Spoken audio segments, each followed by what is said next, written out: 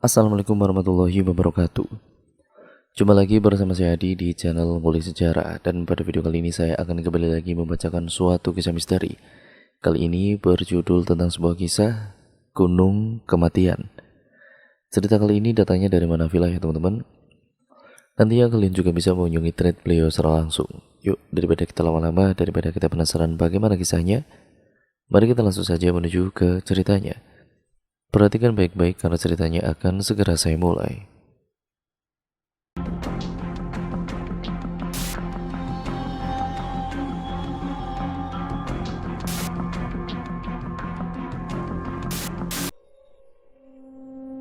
Namaku adalah Dani. Aku sekolah di salah satu sekolah favorit di Kabupaten Sumedang.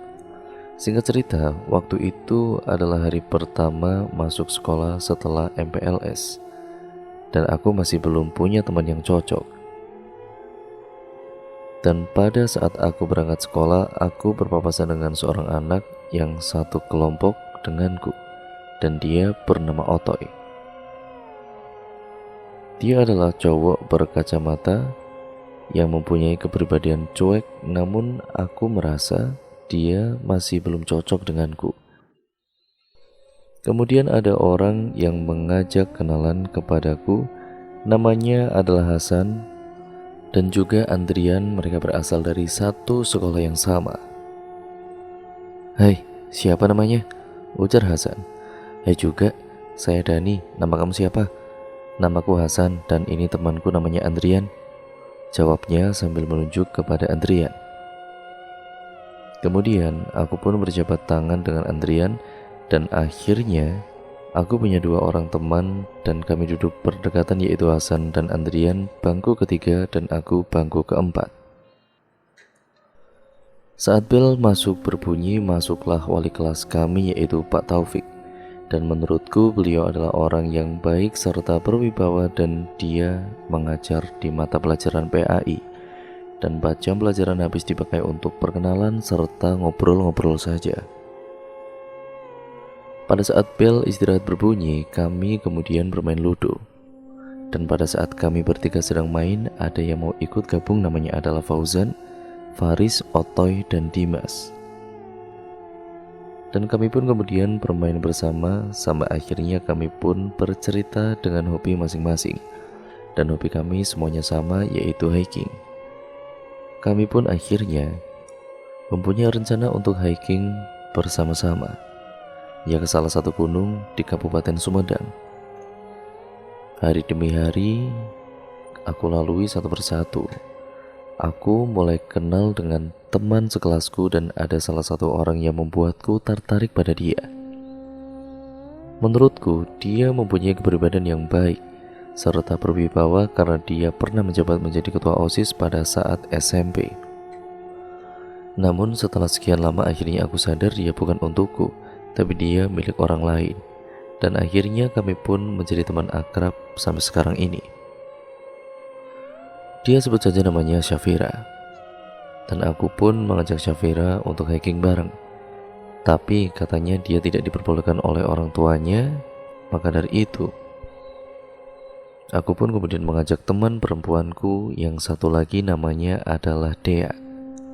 Sebenarnya, dia sangat ingin sekali ikut muncak bersama kami.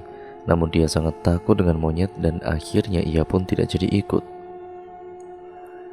Dan terakhir aku mengajak seorang perempuan yang memiliki paras biasa-biasa saja, tapi menurutku dia orangnya baik dan aku pun mengajak dia untuk hiking bersama. Tapi dia nggak mau karena dia masih belum terbiasa dengan hiking. Sebut saja namanya Nisrin. Lalu kami kemudian menentukan hari yang tepat agar tidak mengganggu pembelajaran dan akhirnya kami memilih hari Jumat untuk berangkat bersama. Karena kelas kami pada saat hari Jumat pulang pada pukul 11:30 siang dan kami pun membagi-bagi tugas. Namun, aku sudah merasakan hal yang berbeda sebelum kami akan mendaki. Bahwa ini akan menjadi pendakian yang penuh dengan hal yang mengerikan. Tapi batinku berkata lain. Ya mungkin ini hanya firasatku saja. Pada saat H-1 sebelum berangkat, aku dan juga teman-temanku sudah mempersiapkan semuanya. dimulai dari tenda, cooking set, center, makanan ringan, serta makanan untuk kita makan pada saat di gunung nanti. Dan pada saat aku tertidur, aku bermimpi aneh sekali, dan di mimpi tersebut aku mendengar suara yang rasanya tidak asing di telingaku, dan itu adalah ternyata suara kakekku yang telah lama meninggal dunia. "Cuk, kamu jangan ke gunung itu, Cuk." "Kenapa kek memangnya?" "Ini adalah bulan yang tidak baik. Sebaiknya kamu jangan pergi. Kakek takut terjadi apa-apa sama kamu. Tapi kalau kamu mau tetap pergi, bawalah liontin ini." Ketika aku mau bertanya lagi tentang apa yang akan terjadi, tiba-tiba aku terbangun karena alarm berbunyi dan itu menunjukkan pukul 5 pagi. Dan liontin itu sudah ada di genggaman tanganku. Ajaib sekali. Aku pun masih memikirkan tentang pesan kakekku, tapi ya aku pun akhirnya cuek saja dengan pesan tersebut. Dan batinku berkata, itu kan cuma mimpi. Kemudian pada saat aku mau berangkat sekolah, tiba-tiba ada seorang anak yang entah dari mana asalnya dan entah siapa namanya. Dia memegang tanganku dan dia berkata, "Dengarkan nasihat kakekmu. Jangan sampai hal yang tidak diinginkan ini menimpamu." Dengan tiba-tiba anak itu menghilang dari genggaman tanganku dan aku pun berkata dalam hati, "Lah, mungkin tadi cuma khayalan biasa." Tapi kejadian aneh terjadi lagi dan lagi. Aku terasa diikuti oleh seseorang yang ternyata itu adalah seorang perempuan yang menatapku dengan tatapan tajam. Tapi aku menghiraukan tatapan matanya itu dan aku pun terus berjalan, dan tiba-tiba perempuan itu tepat berdiri di depan mukaku. Sontak saja aku pun kaget dan bertanya kepada wanita tersebut, "Kamu siapa? Kenapa kamu terus mengikutiku? Kamu itu sudah diperingatkan 2 kali dan kamu tetap saja melanggarnya. Mengapa dia bisa tahu?" Gumamku dalam hati. Kemudian datanglah dokter. "Maaf dek, mbak ini gila, dia kabur dari rumah sakit." Lalu dokter itu pun membawa perempuan misterius itu, dan perempuan itu berteriak dengan kencang, "Kamu dan juga kawan-kawanmu akan mati." Dalam hatiku aku bergumam, ya apakah ini sebuah kebetulan? Tapi kalau kebetulan, bagaimana mungkin dia bisa tahu tentang rencana kami hiking? Hal ini menjadi pertanyaan yang terus aku pikirkan. Sampai-sampai aku melamun dan aku pun melihat jam tanganku dan waktu menunjukkan pukul 7 pagi. Dan aku pun sampai di sekolah pada pukul 7:15. Setelah aku sampai di kelas, ternyata guru yang mengajar tidak hadir karena umroh. Dan waktu kosong itu pun ya aku manfaatkan untuk mengecek kesiapan untuk hiking, dan aku banyak berbincang-bincang dengan teman-temanku tentang persiapan mendaki nanti. Gimana untuk puncak? Udah siap semuanya? Untuk urusan kendaraan udah beres? Untuk tenda dan perlengkapan lainnya juga udah beres? Kotak obat serta kebutuhan logistik juga udah siap? Tapi gimana kalau kita ajak kakak tingkat? Emangnya siapa yang mau kita ajak? Gimana kalau kita ajak Kak Yusri sama Kak Rudi? Biar ada yang lebih dewasa buat jagain kita nanti. Boleh juga tuh Zan. Ya udah deh, nanti gue ajak Kak Yusri sama Kak Rudi. Tapi kayaknya mereka gak bakalan mau deh. Soalnya kan acara ini mepet banget. Terlebih lagi kan kita berangkat sore nanti. Tenang aja, sebenarnya aku udah ajak mereka hari-hari sebelumnya kok. Dan mereka pun setuju, serta mereka mau bawa teman-temannya, yaitu Kak Cindy, Kak Anissa, dan juga Kak Cikal. Baguslah kalau udah diajak. Oh iya, kata Kak Yusri, nanti pukul 1 siang kita kumpul di sekolah lagi biar berangkatnya bareng. Dan semuanya pun menjawab oke. Setelah pulang sekolah, aku pun mempersiapkan segalanya untuk pergi hiking dan menghubungi teman-temanku, dan mereka juga sudah siap ternyata. Namun hal yang tidak aku inginkan terjadi, yaitu kedua orang tuaku tidak mengizinkanku untuk berangkat, padahal mereka sudah mengizinkanku beberapa hari yang lalu. Lalu aku pun marah pada kedua orang tuaku. "Pak, kenapa? Kan hari-hari kemarin boleh. Kenapa sekarang jadi gak boleh? Pokoknya Kalau nggak boleh ya nggak boleh. Lalu aku pun pergi ke kamar dan menangis karena ia tidak bisa pergi hiking bersama teman-temanku. Tapi tiba-tiba kedua orang tuaku masuk ke dalam kamar. Kamu kenapa nangis? Kan tadi mama sama papa nggak ngizinin aku buat hiking sama teman-teman. Loh, mama kan nggak bilang gitu. Malahan mama baru pulang dari kantor sama papa dan juga dengar kamu nangis. Tapi tadi mama, udah lupain aja. Mungkin tadi itu kamu ngayal aja. Udah cepet sana berangkat, nanti malah gak jadi hikingnya. Makasih ya, Ma, Pa. Aku pun berangkat ke titik kumpul dan di perjalanan aku terus memikirkan kejadian tadi. Mengapa bisa kedua orang tuaku berkepribadian ganda dan apakah ini sebuah peringatan? Apa mungkin ini hanya kebetulan? Lagi pula aku gak percaya dengan hal-hal yang begitu-begituan. Setelah aku sampai di titik kumpul, kami pun akhirnya menemui tukang angkot yang sudah dari tadi menunggu kami. Dan kami pun naik angkot tersebut. Dan selama di perjalanan kami banyak mengobrol, bincang-bincang dan bercanda tawa bareng. Dan tanpa disadari ternyata kami sudah sampai di depan pintu start gunung tersebut. Dan di pintu start tersebut ada beberapa tulisan tentang larangan-larangan di gunung tersebut. Yang pertama, dilarang kencing sembarangan. Yang kedua, dilarang berkata kasar atau sompral. Yang ketiga, dilarang buang sampah sembarangan. Yang keempat, dilarang menebang pohon. Yang kelima, dilarang mendaki setelah azan maghrib. Dan yang keenam, dilarang memakai pakaian biru. Namun, salah satu dari kami memakai pakaian biru. Dia adalah Fauzan. Hei Fauzan, lo lihat deh, gak boleh pakai pakaian biru, ujar Otoy. Iya bener tuh Fauzan. Mendingan kamu ganti deh, mumpung masih di sini. Nanti kalau udah jalan jadi ribet, sambung Kak Yusri. Maaf ya sebelumnya, aku mah gak percaya sama yang begituan, jawab Fauzan dengan santainya. Fauzan, gak boleh gitu. Nanti terjadi sesuatu loh. Iya tuh Fauzan, soalnya kan gue udah 2 kali kesini dan kita itu harus naatin aturan yang ada di sini. Gue nggak percaya, pokoknya gue nggak mau ganti. Ya udah deh, gue udah peringatin lo. Kalau ada apa-apa, lo tanggung sendiri aja. Setelah mengalami perdebatan yang panjang, akhirnya Fauzan pun tidak mengganti pakaiannya dan kami pun melanjutkan perjalanan dan kami pun saling membantu. Saat di tengah perjalanan kami bertemu dengan seseorang kakek-kakek yang pada umumnya sudah tua. Dan dia pun berkata, "Hati-hati, kalian sedang diikuti." Diikuti siapa kek? Perasaan kami tetap deh cuma 10 orang gak lebih. Kalian tidak akan bisa melihat mereka. Dan kalian sudah membuat mereka marah. Lalu saat aku mau menanyakan beberapa hal lagi, tiba-tiba kakek itu menghilang. Dan akhirnya kami pun melanjutkan perjalanan. Ketika kami sampai di pos 1, suasana mulai gelap. Padahal jam masih menunjukkan pukul 2 siang. Loh, kok jadi mendung kayak gini ya? Ujar Kak Anissa. Iya kak, kok jadi mendung kayak gini ya? Mungkin mau hujan kak, sahut Dimas.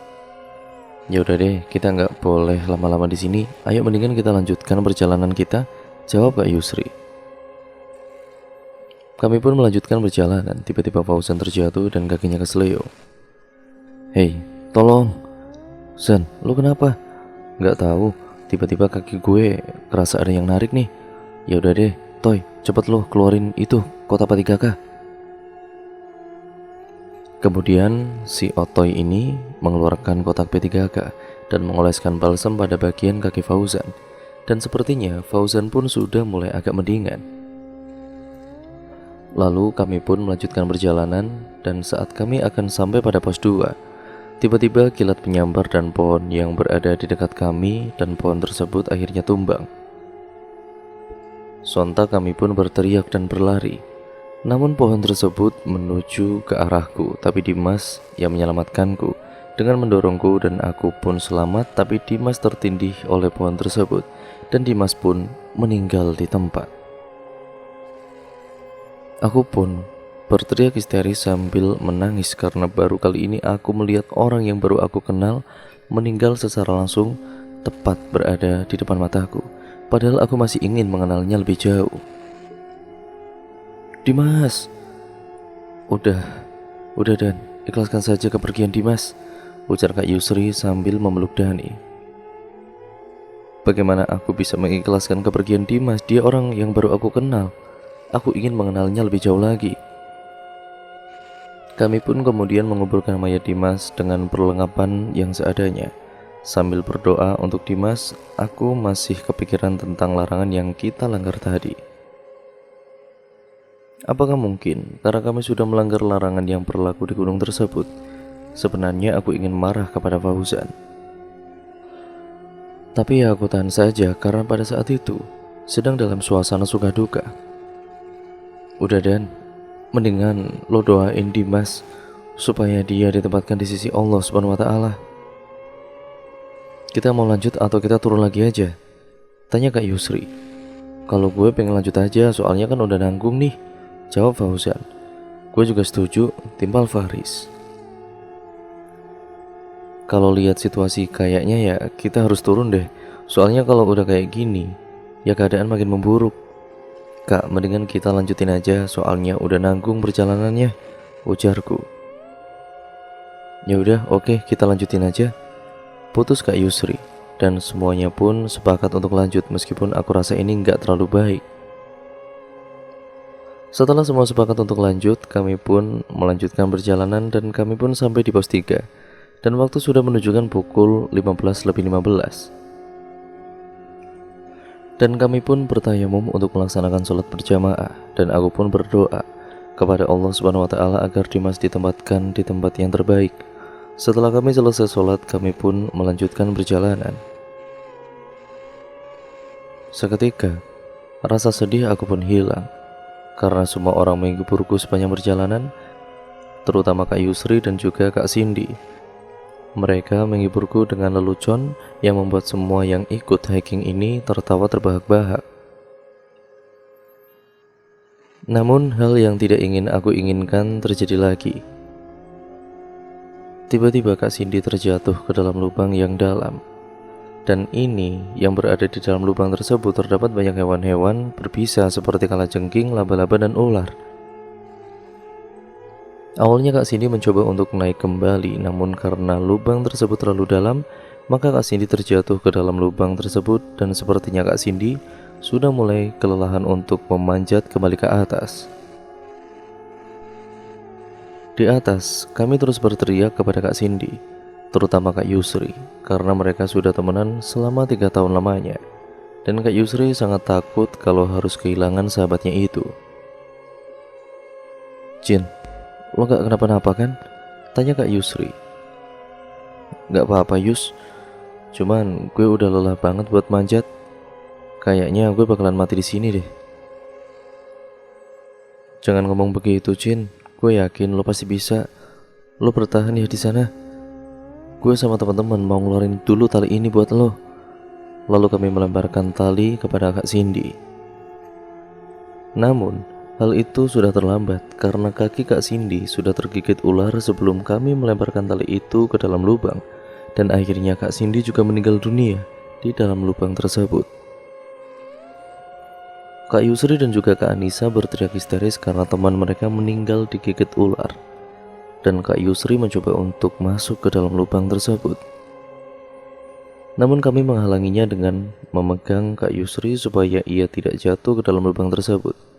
Karena sangat berbahaya, sambil terus menangis, Kak Yusri mencoba untuk meronta supaya dia bisa masuk ke dalam lubang tersebut. Namun Kak Yusri tidak bisa melakukan apa-apa. Akhirnya ia pun mencoba untuk mengikhlaskan Kak Cindy. Sambil menangis, ia terus memandangi jasad Kak Cindy di dalam lubang itu. Cindy, kenapa lo ninggalin kita? Kita udah 3 tahun bersama-sama dan lo pergi begitu aja tanpa ada pesan sedikit pun. Cindy, kenapa lo cepet banget ninggalin kita?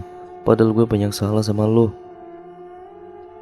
Dan semuanya pun terdiam melihat kejadian tersebut yang entah kebetulan atau peringatan. Dan aku pun berpikir bahwa ini bukanlah sebuah kebetulan. Karena sudah dua kematian yang benar-benar mati secara tidak wajar, dimulai dari Dimas yang terkena robohan pohon dan Kak Cindy yang terjatuh ke dalam lubang lalu kemudian meninggal dunia. Mungkin ini peringatan buat kita bahwa kita harus menaati tata tertib yang ada di gunung ini. Tiba-tiba Kak Cikal berbicara. Menurutku ini ada hubungannya dengan pakaian yang Fauzan pakai. Aku setuju, Kak. Iya, aku juga. Soalnya pada saat aku hiking atau mendaki terakhir kali nggak pernah ada kejadian-kejadian seperti ini. Dan ya mendakiku itu yang pertama kali pun tidak pernah seperti ini. Eits, tunggu dulu. Bagaimana mungkin sebuah baju kok bisa mencelakakan orang-orang?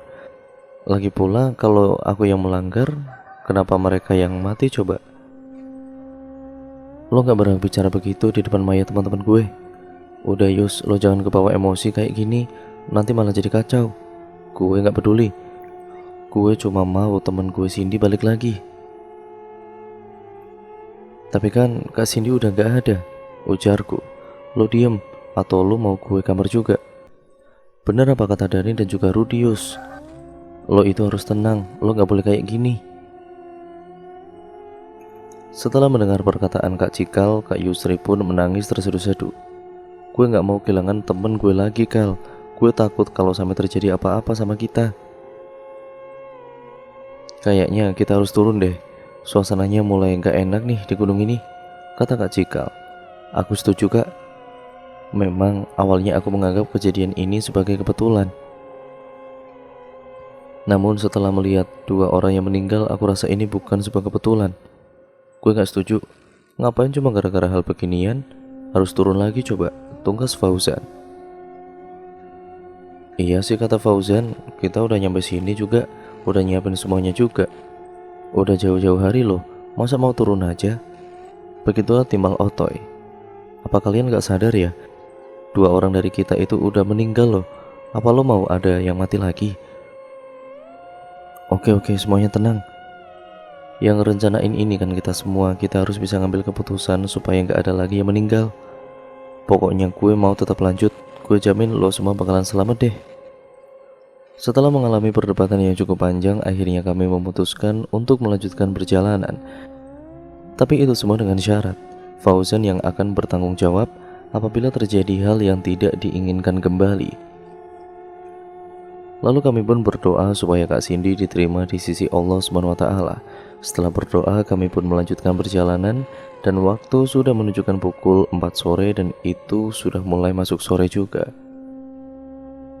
Karena takut kami kesorean, maka kami pun bergegas agar sampai di pos 4 tepat waktu. Ketika kami sampai di pos 4, waktu sudah menunjukkan pukul 16:30 atau setengah 5 sore. Pada kala itu,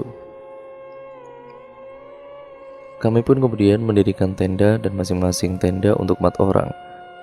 Aku satu tenda dengan Kak Yusri, Otoy dan juga Kak Anissa dan sisanya di tenda 2. Kemudian waktu sudah menunjukkan pukul 18:10. Lalu kami pun membuat api unggun. Lalu Kak Yusri sama Kak Anissa serta Kak Cikal memasak untuk kami dan sisanya bertayamum untuk melaksanakan sholat maghrib. Setelah kami selesai sholat maghrib, barulah Kak Yusri, Kak Anissa dan Kak Cikal yang sholat maghrib dan kami menunggu mereka selesai sholat. Setelah mereka selesai, kami pun makan bersama-sama, namun nafsu makanku berkurang karena masih memikirkan tentang kematian Kak Cindy dan Dimas. Lalu kemudian Kak Rudi bertanya sambil menepuk bahuku, sontak aku pun kaget. Kamu lagi mikirin apa? Kenapa makanannya gak dimakan? Makanannya gak enak ya? Maaf ya. Gak apa-apa kok, enak kok makanannya.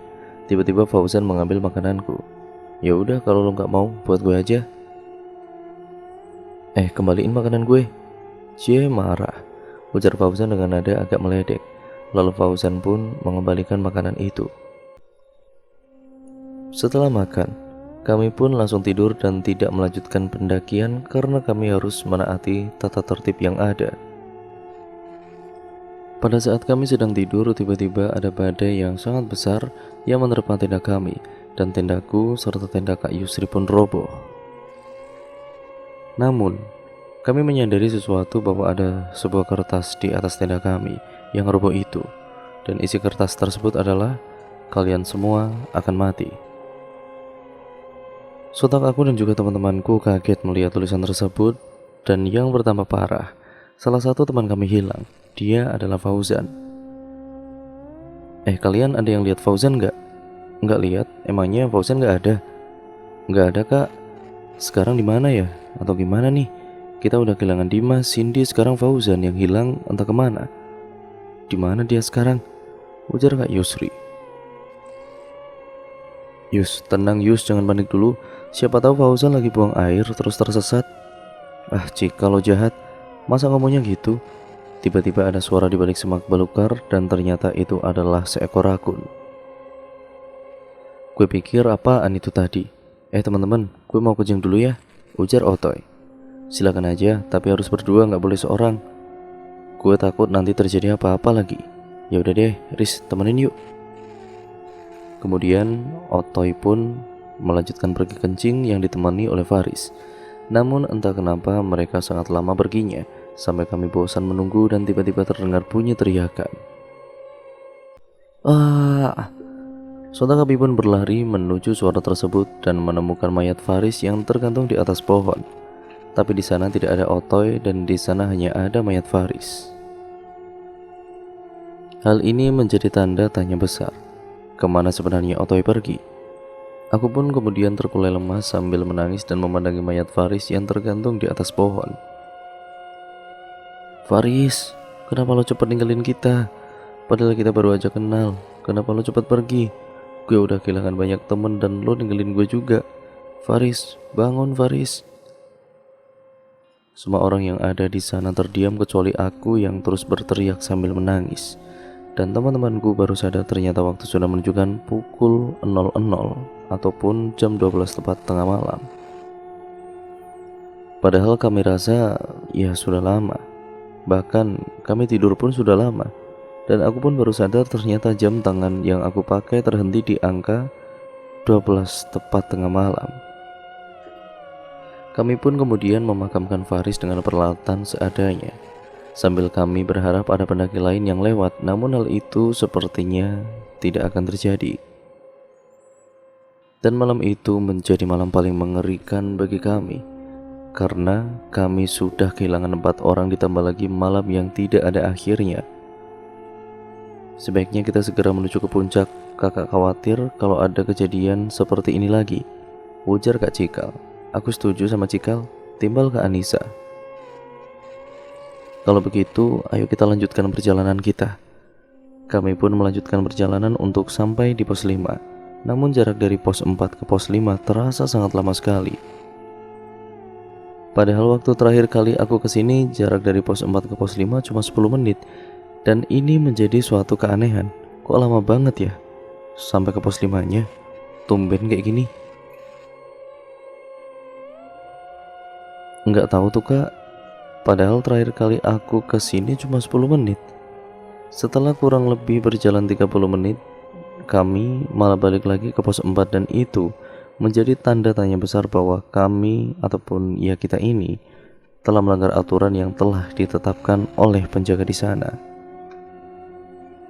Kami harus putus asa dan kemudian solusi yang tepat untuk saat ini adalah melaksanakan ibadah sholat. Setelah kami melaksanakan ibadah sholat, tiba-tiba datang angin yang begitu kencang membuat salah satu dari teman kami, yaitu Cikal, terbawa angin tersebut dan terjebak di sebuah goa. Kami pun mencari keberadaan Kak Cikal, tapi kami tidak menemukannya. Kami terus mencari keberadaan Kak Cikal, namun tidak membuahkan hasil sama sekali dan pada saat itu masih malam hari. Namun, kami tidak putus asa dan kami terus melanjutkan pencarian. Akan tetapi pencarian ini dilakukan secara berpencar. Aku bersama Kak Yusri, sedangkan Kak Rudi dengan Kak Anissa dan Hasan. Aku bersama Kak Yusri melanjutkan pencarian ke bawah alias turun kembali. Selain untuk mencari Kak Cikal, juga untuk mencari bantuan warga sekitar, karena lokasi gunung tersebut berdekatan dengan perkampungan.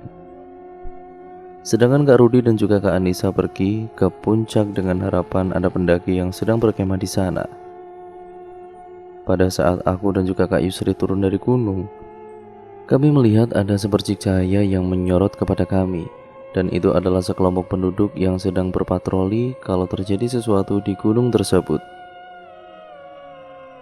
"Siapa kalian? Kenapa malam-malam begini masih di sini? Di sini kan tidak boleh mendaki lebih dari pukul 6 sore. Maaf Pak sebelumnya, perkenalkan saya Yusri dan juga ini Dani. Sebelumnya kami sudah mendaki dari pukul 2 siang tadi Pak, tapi entah mengapa kami tidak sampai-sampai dan malam-malamnya pun ya tidak berakhir dan waktu berhenti tepat di pukul 12 tengah malam. Selain itu sudah banyak teman kami yang meninggal Pak pada saat mendaki tadi." Itulah yang kami takutkan, bahwasanya malam ini adalah malam yang tidak baik berdasarkan kepercayaan kami. Dan ternyata yang kami takutkan ini benar-benar terjadi. "Maksud Bapak, ya sebaiknya kita tidak lama-lama berada di sini karena takut terjadi apa-apa. Maka dari itu sebaiknya kalian ikut dulu ke rumah saya." "Baiklah kalau begitu Pak. Sebelumnya saya ucapkan terima kasih." Kami pun kemudian menuju rumah bapak tersebut. Setelah kami sampai di rumah penduduk desa tersebut, aku pun kemudian dipersilakan duduk oleh penduduk tersebut. Oh iya, nama bapak tersebut adalah Pak Ana. Dan kami pun dipersilakan masuk oleh Pak Ana. Pada saat Pak Ana sedang mengambil air dan Kak Yusri pergi mandi, tiba-tiba datang anaknya. Dia adalah Sita dan dia adalah salah satu teman sekelasku. Awalnya aku kaget bisa melihat dia di sini. Kami pun kemudian mengobrol sambil bercanda. Padahal dalam hatiku masih memikirkan kejadian-kejadian tragis yang menimpa teman-temanku. Tiba-tiba Sita mengetahui isi pikiran dan hatiku. "Aku tahu apa yang sedang kamu pikirkan. Kamu pasti sedang memikirkan kejadian yang menimpa teman-temanmu, bukan?" ujar Sita. "Bagaimana kamu bisa tahu?" "Aku memiliki keistimewaan yang tidak orang lain miliki." "Maksudnya?" "Aku dapat melihat hal yang tidak kamu lihat, dan aku dapat melihat isi hati dan juga pikiranmu." "Jangan bercanda deh." "Aku gak bercanda, emang bener. Apa buktinya? Coba deh lo pegang tangan gue." "Oke deh." Saat aku memegang tangan Sita, tiba-tiba hawa dingin mulai datang. Keringat mulai bercucuran. Dan kemudian yang aku lihat belum tentu orang lain melihatnya. Dan yang aku lihat adalah sesosok wanita yang rambutnya terurai ke depan dengan tatapan sebelah mata yang tajam. Dan wanita itu cukup membuatku sangat ketakutan. Ya bahwasanya baru kali ini aku melihat secara langsung penampakan makhluk astral, dan aku pun bersyukur bahwa aku tidak memiliki keistimewaan tersebut. "Apa lo nyaman saat mereka terus memperhatikan lo seperti itu?" tanyaku. Sebenarnya aku tidak nyaman melihat keberadaan mereka. Akan tetapi mau gimana lagi? Karunia Tuhan harus kita manfaatkan dengan sebaik-baiknya. "Lalu apakah kamu tidak mengapa semua ini terjadi?" "Iya, semua berawal dari sekeluarga yang meninggal di gunung tersebut." "Maksudmu?" "Akan kuceritakan semuanya," ujar Sita. Kemudian kita flashback dulu ke masa lalu. Dahulu kala tinggallah sebuah keluarga yang harmonis dan selalu bersyukur atas karunia Tuhan. Meskipun keadaan mereka memprihatinkan, namun mereka memiliki aliran ilmu sekte naga merah. Dan warga sangat tidak suka dengan mereka. Mereka adalah keluarga Bapak Somad, dan mereka tinggal di atas gunung tersebut jauh dari perkampungan warga. Bapak Somad memiliki seorang istri yang bernama Ibu Esih dan 2 orang anak, yaitu 1 laki-laki dan 1 perempuan yang diberi nama Mulyana dan Nanda. Mereka senantiasa bahagia dalam keadaan suka maupun duka, dan mereka tidak pernah mengeluh jika Tuhan memberinya cobaan. Namun pada suatu ketika terjadi insiden kebakaran yang menewaskan Bapak Somad, namun kedua anak dan juga istrinya selamat. Namun cobaan tidak berhenti sampai di sana. Kemudian mereka merantau keluar kota berharap bisa mendapatkan pekerjaan yang cukup untuk memenuhi kebutuhan mereka. Namun takdir berkata lain. Bu Esi meninggal akibat penyakit kanker yang dideritanya sejak lama. Maka hanya tinggal kedua anak tersebut yang tersisa. Mereka pun kemudian dititipkan di panti asuhan supaya kebutuhan mereka terpenuhi. Dan setelah beberapa tahun ada dua keluarga yang berbeda mengadopsi mereka, dan mereka berdua pun harus berpisah jauh untuk selamanya. Namun didikan dua keluarga tersebut malah membuat mereka tidak nyaman, karena mereka harus menjadi pembantu rumah serta harus ngamen. Pada suatu ketika Tuhan mempertemukan mereka kembali, dan mereka berencana akan membunuh anggota keluarga yang telah mengadopsi mereka. Keluarga yang mengadopsi Mulyana ditemukan tewas akibat keracunan makanan, dan keluarga yang mengadopsi Nanda tewas digantung di dalam rumah mereka. Mereka berdua pun melarikan diri dan mengubah nama mereka. Sejak saat ini mereka tidak pernah ditemukan. Dan pada sampai saat ini juga aku masih mencari nih petunjuk tentang keberadaan mereka. Namun hasilnya nihil. Cuma sedikit orang yang tahu tentang keberadaan mereka, dan itu pun adalah informasi yang sudah lampau sekali, ujar Sita. Kenapa lo nggak ngegunain keistimewaan lo? Tanyaku. Sudah beberapa kali aku mencobanya. Pada saat aku hampir menemukan mereka, tiba-tiba saja aku selalu tidak sadarkan diri. Karena ketika aku semakin dalam mencari keberadaan mereka, maka bahaya yang mengancam semakin dekat juga. Maksudnya, tanyaku.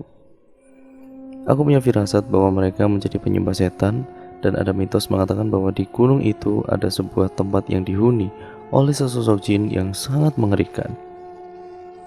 Tapi ada satu teka-teki yang masih belum aku bisa pecahkan, yaitu mengapa pada saat kami mendaki jam ini berhenti di angka 00:00 ataupun tepat jam 12 malam. Dan kemana sebenarnya Otoy? Apakah dia meninggal atau kemana? Karena sampai sekarang kami masih belum bisa menemukannya, ujarku. Itu adalah salah satu cara makhluk gaib menyesatkan para pendaki demi kesenangan mereka, dan aku berharap kamu tidak mendaki ke gunung itu lagi. Ya, karena itu berbahaya, jawab Sita. Terus bagaimana dengan nasib Kak Rudi dan juga yang lainnya? Mereka masih di sana. Jika kamu ingin selamat, maka turutilah apa kataku. Karena yang kita lawan bukanlah manusia, di antara setengah manusia dan setengah iblis yang telah merasuki mereka. Dan cerita pun akhirnya berlanjut ke part yang selanjutnya ya teman-teman. Jadi bagaimana, kalian penasaran kan dengan part selanjutnya? Kalian harus tetap stay tune terus di channel ini. Jangan lupa like, comment, dan share, serta subscribe untuk kalian yang belum. Dan sampai berjumpa di video selanjutnya. Terima kasih, kurang lebihnya mohon maaf. Wassalamualaikum warahmatullahi wabarakatuh.